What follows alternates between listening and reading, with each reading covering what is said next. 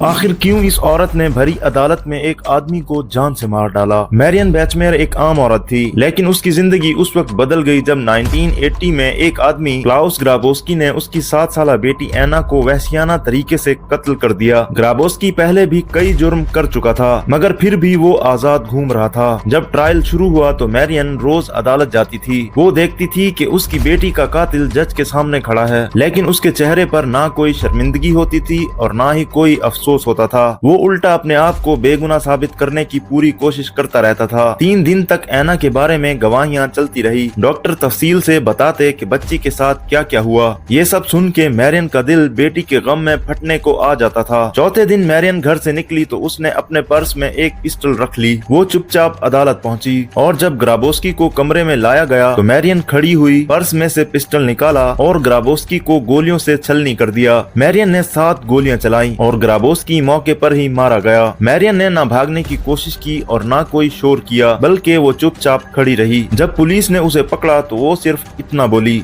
वो इसका हकदार था। लोग आज भी उसे एक ऐसी मां समझते हैं जिसने अपनी बेटी के लिए वो किया जो कानून नहीं कर सका।